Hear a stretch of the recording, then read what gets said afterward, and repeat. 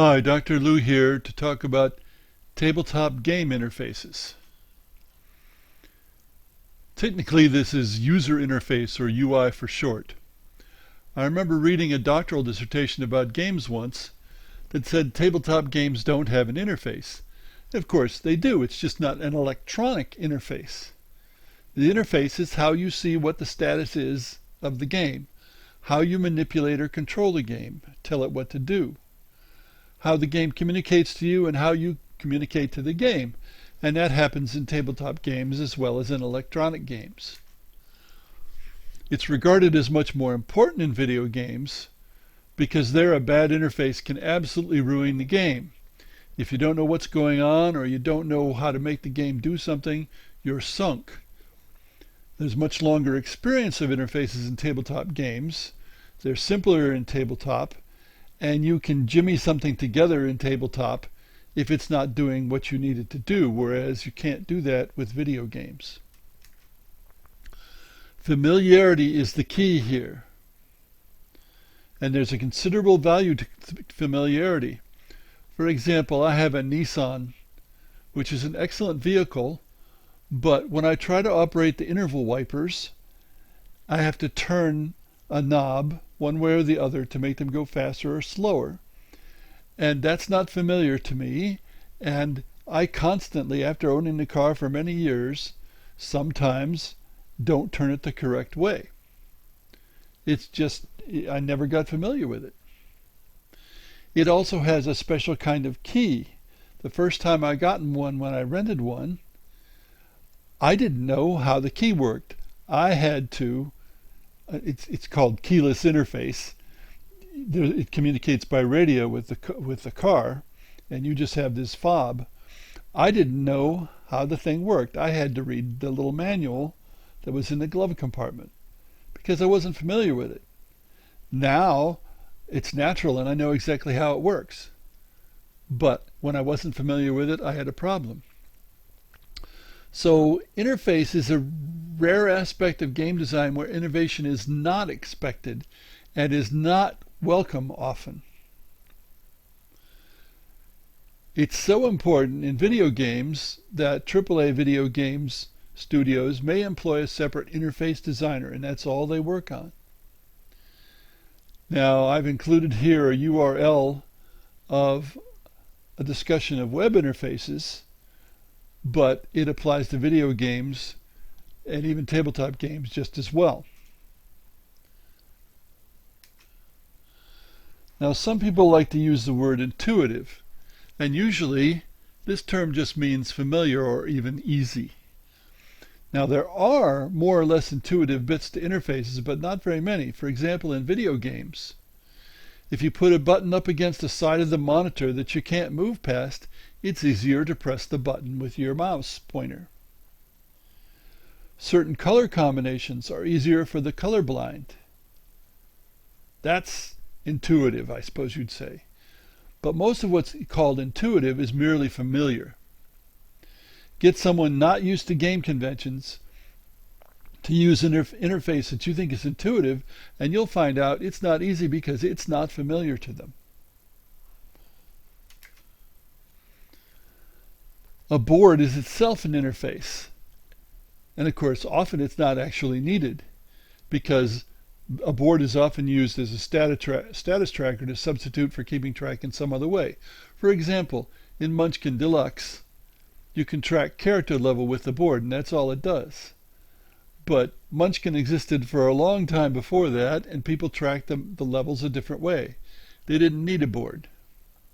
You could add a board to Magic the Gathering to track hit points. Does that make it a board game? No. True board games keep track of maneuver or placement and geospatial relationships, as in chess, Go, checkers, tic-tac-toe. There's not another practical way to do that. Colors are important, especially colors of pieces and of the board. If a player can't easily differentiate his/her pieces from others, the game has failed. This usually is related to color blindness, and there are several different versions of color blindness. There are apps online that help you see what particular colors will look like to a colorblind person. But it's not always a matter of color blindness. In the Gibsons and Avalon Hill versions of my game Britannia, there were green pieces on a mostly green board, which made them harder to see. And then when Fantasy Flight Games published the second edition of Britannia, I asked them not to have green pieces on a green board, and they ended up with yellow pieces on a predominantly yellow board. Duh. The size and feel, the haptic qualities of pieces are important. Andy Lewis of GMT told me a story about Command and Colors, which is a very well-known series, many games. And the initial game, they used flat pieces, and the game wasn't doing very well in testing. Well, then they decided to use blocks. Not blocks for hidden identity, just blocks to have a 3D piece. And he said the game took off. And it's always had 3D pieces since then. Of course, 3D pieces are often easier to pick up than flat pieces. But someone said, and I've lost track of who, quote, anytime you don't have to physically pick a piece up from the board to determine its capabilities, you're playing a game that has been well designed, at least regarding the pieces, unquote. So there are lots of important things about pieces. The number of bits itself is important. The more bits there are to manipulate, whether it's cards, pieces, tiles, something else, the more difficult the interface. Keeping the number of bits down actually improves the interface. Scoring tracks. Scoring tracks are vulnerable to bumps and to cheating, and to simple arithmetic errors, which are more common than many might think.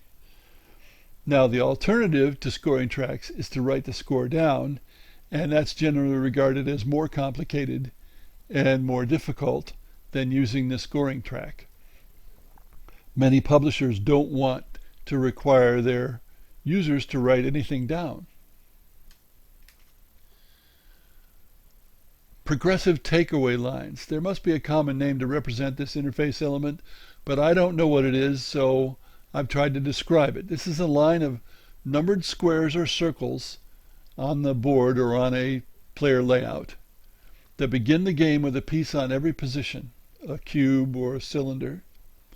As the players use the pieces to do things in the game, the numbers below are revealed, and these numbers tend to increase as more pieces are removed and at a faster rate, indicating a variety of things. It could be as simple as exactly how many pieces you've already picked up and used for something.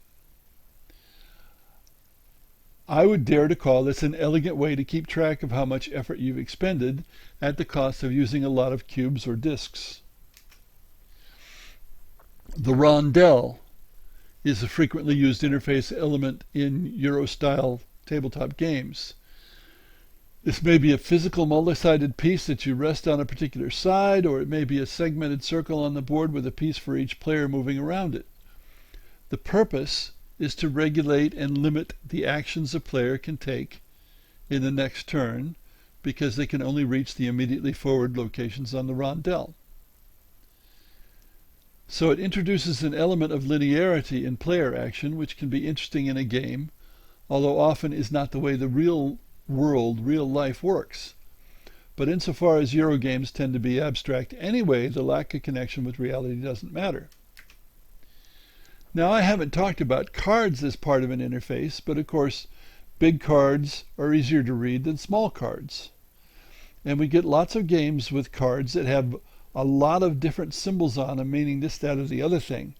I regard that as a poorly designed game. There's too much information there. And just using symbols is not a good way to convey that information to a lot of people, including my wife and I. But it's something that people have become familiar with, and so often it's okay with them. Now, a publisher of a game can interfere or cause changes in the interface. The appearance of the game is the publisher's prerogative conventionally. I'll give you some examples. The publisher of Sea Kings put a scoring track around the board, which was fine.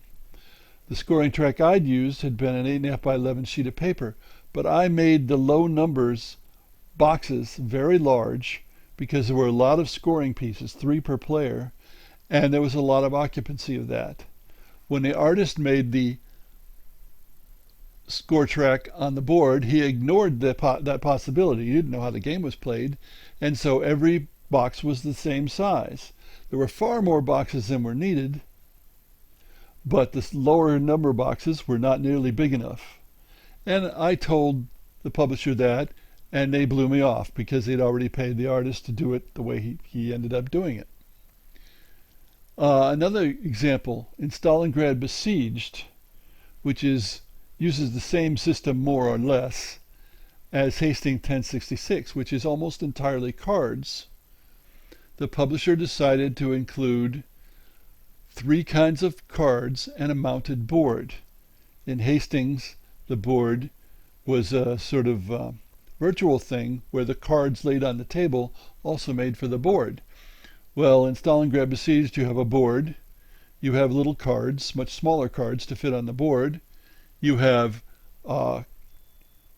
very large cardboard pieces, lovely 1.5 inch square cardboard pieces, or you can use blocks, put stickers on the blocks. You can use any one of those 3 different sets of pieces and they're all in the same box. So that's a pretty drastic change. I think I'd have to say it's an improvement, but it certainly made the game far more expensive too.